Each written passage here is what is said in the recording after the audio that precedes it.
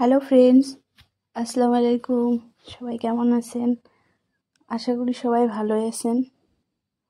তো আজকে অনেক দিন পর একটা নতুন ভিডিও নিয়ে আসলাম, যদিও ভিডিওটা অনেক আগের।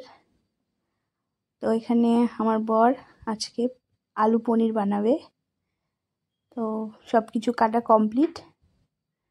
আর এখানে সব কুচনো পেঁয়াজ, লঙ্কা, টমেটো, আলু আর পনিরগুলো একে একে ভেজে নেবে। কয়েকদিন আগে দেখেছিলেন যে চিকেন বানিয়েছিল, আজকে সেইভাবে পনির বানাবে। তো সব কিছু ভেজে নিচ্ছে। সব কিছু ভাজা হোক ততক্ষণে বলি যে আমি কন্টিনিউ ভিডিও দিতে পারছি না। আশা করি খুব তাড়াতাড়ি কন্টিনিউ ভিডিও নিয়ে আসবো আপনাদের সামনে। তো আলুগুলো ভেজে নেওয়া হয়ে গেল, এবার পনিরগুলো দিবে।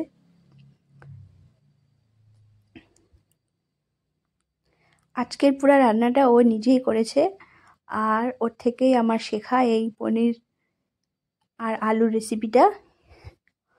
এরপর ওই তেলে ফোড়ন দিয়ে দিল,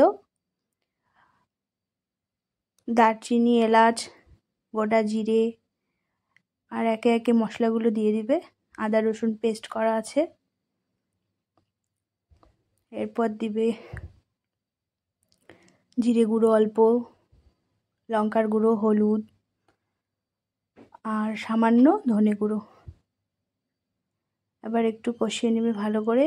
এরপর টমেটোটা পেস্ট করে রাখা হয়েছিল, টমেটো পেস্টটা দিয়ে দিল। স্বাদ মতো নুন দেওয়া হলো।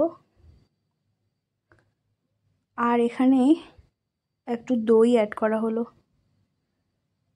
আপনারা চাইলে দইয়ের বদলে দুধও দিতে পারেন।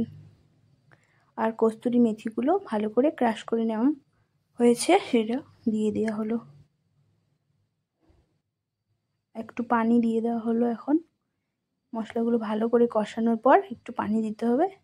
এরপর ভাজা আলুগুলো ছেড়ে দেওয়া হলো।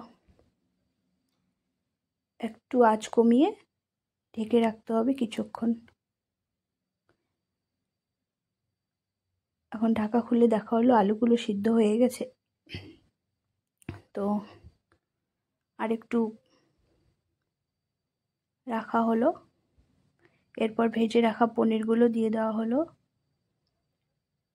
পনিরটা দিয়ে দেওয়ার পরে কাঁচা লঙ্কাগুলো ছেড়ে দেওয়া হলো। এরপর উপর থেকে গরম মশলা গুঁড়ো ছিটিয়ে এটা পরিবেশন করা হলো। তো আজকের ভিডিওটি সবার কেমন লাগলো অবশ্যই জানাবেন। আজকের মতো এইটুকুই। আল্লাহ হাফিজ।